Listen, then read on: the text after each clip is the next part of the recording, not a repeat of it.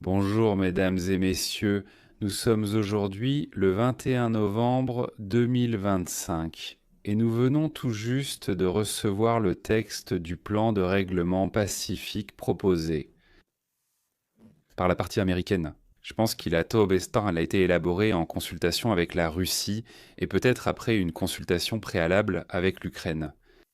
Dans tous les cas, parlons de ce que nous savons. À ce jour, que se passe-t-il exactement pour mieux comprendre? Pourquoi cette proposition? Pourquoi précisément maintenant? Et en fait, mieux comprendre la réaction à celle-ci, que ce soit en Ukraine, en Russie, aux États-Unis et dans le monde. En résumé, ce que nous savons.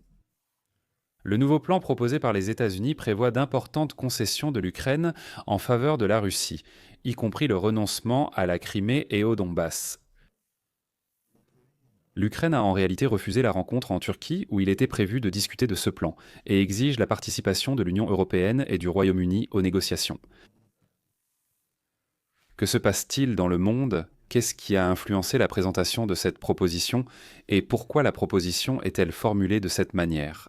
Premièrement, tout d'abord, aux États-Unis, environ un tiers des républicains ne sont pas allés voter le 5 novembre. Nous venons tout juste d'avoir des manifestations protestant de leur point de vue contre l'implication excessive des États-Unis dans les affaires étrangères. C'est-à-dire qu'une partie du parti au pouvoir n'est pas allée voter parce qu'elle proteste contre le fait que les ressources, au lieu d'être dirigées vers l'intérieur du pays, cette fois, l'argent a été dépensé pour résoudre des problèmes extérieurs. Deuxièmement, la dette extérieure des États-Unis a atteint 38 000 milliards de dollars. C'est un chiffre absolument incompréhensible pour moi, hors champ. Mais en plus de cela, il y a aussi les paiements annuels d'intérêts, c'est-à-dire le service de la dette comme on l'appelle. Ils s'élèveront à environ 1000 milliards de dollars par an, un peu moins qu'un trillion. Mais les États-Unis n'ont pas d'argent. La troisième année, l'année des opérations militaires, l'année de la guerre, coûte à l'Ukraine entre 90 et 100 milliards de dollars.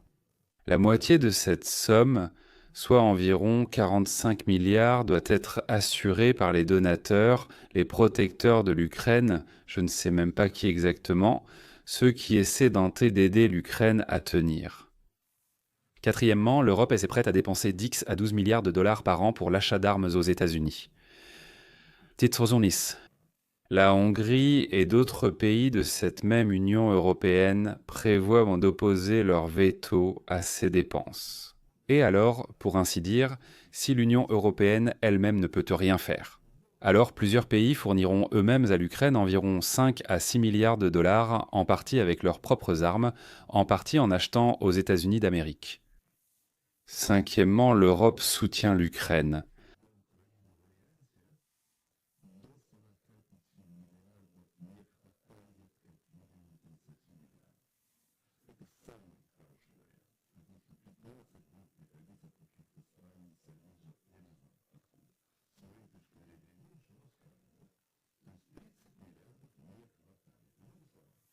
États-Unis d'Amérique. Pour ses propres raisons financières et politiques, il ne fournira pas d'armes. L'Europe, même si elle le fait, ce ne sera qu'un tiers de ce dont l'Ukraine a besoin, donc les 2 tiers manqueront. L'Ukraine ne s'est pas préparée à la guerre, ni après l'attaque contre la Géorgie en 2008, ni après 2014-2015. Des actions actives contre l'Ukraine. L'Ukraine ne développait pas son industrie, elle faisait autre chose. Sixième, l'offensive de la Russie sur le front continue. Alors même que les Russes ont subi des pertes à Pokrovsk et, je pense eux aussi, dans quelques autres endroits autour. Environ 200 000 militaires à peu près. Et l'Ukraine, selon les experts, 5 fois moins. Formidable, magnifique. La Russie menait simplement des attaques de chair à canon. Néanmoins, 40 000 Ukrainiens ont été tués et la région est pratiquement, au moins, semi-encerclée, disons-le ainsi. Et septièmement, un écho du scandale du pillage de l'Ukraine par le cercle proche de Zelensky s'est répandu dans le monde entier.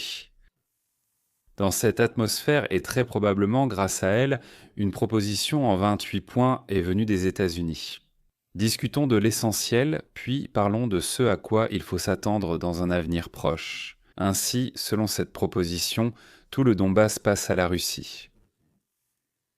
Et la Crimée aussi.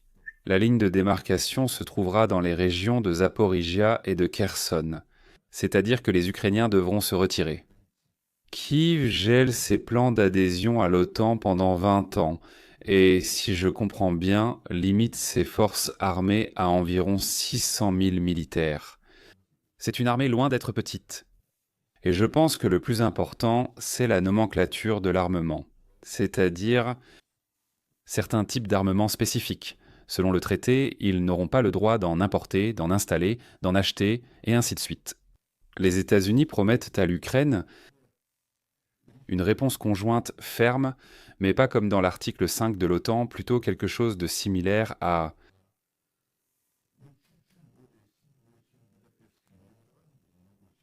l'alliance de l'OTAN. Et certains pays s'engagent à ne pas déployer leurs armes en Ukraine. Toutes les parties bénéficieront d'une amnistie pour les crimes commis et un comité pour l'échange des prisonniers sera créé. L'Ukraine organise des élections dans un délai de 100 jours sous la supervision d'un certain conseil international. Il est évident que ce conseil de surveillance sera dirigé par Trump.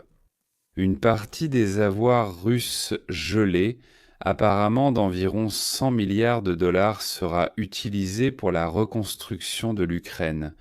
Le reste ira à des projets communs de l'initiative américano-russe sur le territoire ukrainien. Autrement dit, en réalité, la Russie compense. Ce n'est pas suffisant, bien sûr, c'est peu et ainsi de suite, mais néanmoins, elle compense une partie des dépenses de l'Ukraine. Et en plus, la Russie investit, pour ainsi dire, pas directement, mais en créant un fonds conjointement avec l'Amérique, elle investit dans la construction d'infrastructures sur le territoire ukrainien. L'Occident, d'ailleurs, crée un fonds séparé pour la reconstruction de l'Ukraine. Les sanctions contre la Russie sont progressivement levées et Moscou revient dans le G8 et commence à participer à l'économie mondiale. Le feu entre les parties cesse après le retrait, pour ainsi dire, des troupes vers les lignes convenues. Quand je racontais cela, je pensais que mes amis ukrainiens allaient accueillir cette proposition avec indignation et rejet. Oui, mais avant de prendre une décision de manière émotionnelle. Essayons d'analyser la situation, parce qu'il faut comprendre entre quoi et quoi on fait un choix, n'est-ce pas? Et quel est, en fait, le traumatisme de l'Ukraine?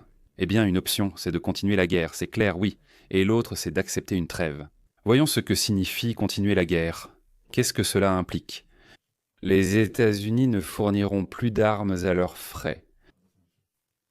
La population, ou du moins les partisans de Make America Great Again, ne le veulent pas. Et si Donald Trump continue malgré tout, alors les républicains perdront le Congrès en 2026 et la présidence de Donald Trump prendra fin. Il ne fera pas cela. Donc ils ne donneront plus d'argent à Kiev. Ils rempliront les engagements qu'ils ont déjà pris, mais il était très probable qu'ils n'en prendront pas de nouveau. Ensuite, l'Europe et la Grande-Bretagne pourraient racheter des armes aux États-Unis et fournir les leurs. Pour 5 à 10, allez, 15 milliards alors qu'il en faudrait 45 milliards. Donc ces fameux 30 milliards dont je parlais, ils n'existent pas. Des balles, des obus, des missiles, il faut les renouveler. Les réserves ne suffiront pas.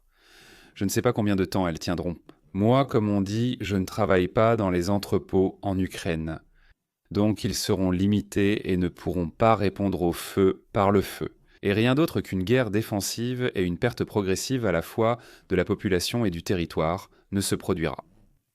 L'Ukraine n'est pas capable d'attaquer seule sans une aide puissante de l'extérieur, et elle n'est pas capable de tenir les territoires. Elle tient les territoires grâce à l'héroïsme de ses seuls les soldats. Mais essaie donc de te battre avec une pelle de sapeur, non plus contre un char, mais maintenant contre un drone. L'Ukraine a des drones, mais niveau missile, ce n'est pas fameux. Et je pense que cela prendra 3 ou 4 ans. Et pour la Russie, il faudra peut-être encore sacrifier 1 million de Russes, mais dans une telle situation, Kiev tombera. Y a-t-il un scandale de vol? Ça va s'aggraver, et très probablement ça va s'aggraver, parce que... Eh bien, nous le savons tous, c'est juste que cela n'est pas parvenu aux masses en Ukraine, en Europe, en Amérique, au Canada, au Japon, partout ailleurs. Maintenant, ça arrive, et ils deviennent fous à cause de ça. Eh bien, les gens en Europe, au moins, deviennent déjà fous du fait que pendant la guerre, certains Ukrainiens détournent ce que nous leur donnons pour leur propre profit. C'est absolument. C'est-à-dire, cela bouleverse complètement la conscience, cela change le désir des gens d'aider. Le peuple en Europe, surtout dans les pays chauds où les émotions s'enflamment rapidement, exigera d'arrêter l'aide à l'Ukraine. Qu'est-ce que cela signifie? Pas d'armement. C'est exactement ce qu'Orban appelle en ce moment. D'ailleurs, les pays européens, les uns après les autres, vont exiger de l'Ukraine qu'elle cède des territoires et signe la paix avec l'Ukraine. Le choix est le suivant. Faire ce que la Russie exige, perdre une partie du territoire. Eh bien, peut-être améliorer les frontières par des négociations, imposer des restrictions à l'armée ou autre chose, garder 75% du pays et se concentrer sur la défense, c'est-à-dire préparer la défense. 600 000 personnes, ce n'est pas une petite armée, messieurs. Soit en 2, 3 ou 4 ans, perdre le soutien du monde, perdre encore un demi-million d'habitants, la jeunesse au front et leurs familles, parents, enfants, à l'arrière, puis perdre toute l'Ukraine.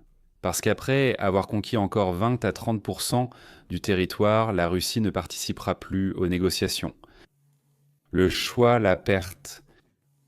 Encore une perte supplémentaire de population, puis la perte de tout le pays, ou la perte de 25, je ne sais pas combien de pourcents du pays, et l'aide du monde à la reconstruction. Je pense qu'on peut imaginer comment entraîner la jeunesse ukrainienne en Pologne, comme Staline l'a fait autrefois avec le prêt au travail et à la défense. 1 million de personnes étaient prêtes au travail et à la défense, mais comme je l'ai dit, 600 000 forment déjà une armée solide. Et si, comme on dit, l'OTAN est à côté, il n'est pas forcément nécessaire d'avoir tout cet armement sur le territoire de l'Ukraine. Peu importe, ce n'est pas mon affaire, ce n'est pas à moi de décider cela. Ce que choisiront l'Ukraine et les Ukrainiens, je ne sais pas, mais je comprends une chose.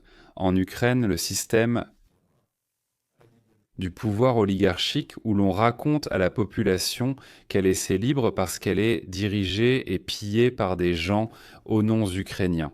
En Russie, le système est somme post-oligarchique. Quand un gang a déjà détruit, soumis ou anéanti d'autres gangs, et les Russes sont dirigés et pillés par des gens aux noms russes, la différence pour la population, c'est de savoir qui va les piller, leur propre salaud ou un salaud étranger. Personnellement, honnêtement, je ne vois pas la différence. J'ai rencontré les uns et les autres, je veux dire ceux qui ont des noms ukrainiens et ceux qui ont des noms russes, des noms russes. Il y en a aussi qui sont des minorités nationales, il y a aussi des juifs. Et je n'ai pas remarqué de grande différence entre eux. Donc les Ukrainiens leur ont fait croire que les salauds en chemise brodée sont meilleurs pour eux que les salauds en chemise russe et avec une haleine de Moscou. Khrouchtchev venait d'Ukraine. D'ailleurs, Breinev est né quelque part là-bas, à Dniprodzerzhinsk. Il me semble que Konstantin Tchernenko, si je me souviens bien, était ukrainien, comme Mikhail Gorbatchev. Il venait soit de la région de Tchernihiv, soit sa mère en était originaire. Mais il s'est toujours qualifié de demi-ukrainien, Trotsky. D'ailleurs, à Kherson, Lazar Kaganovitch aussi était Trotsky de Kherson. Lui aussi venait de Kherson, il me semble, Kaganovitch. En quoi ces salauds sont-ils meilleurs ou pires que Souslov, Andropov, Yezhov ou le géorgien Djougachvili ou Félix Dzerzhinsky? Un petit noble polono-lituanien. À Minsk ou près de Minsk, il est né quelque part là-bas, oui. Qui est pire que les Polonais de Minsk? Réponse. Tous sont pires. Les Ukrainiens doivent décider ce qui est le plus important pour eux, l'honneur ou la population du pays. Personne ne choisira pour eux. S'ils arrêtent mais ils survivent.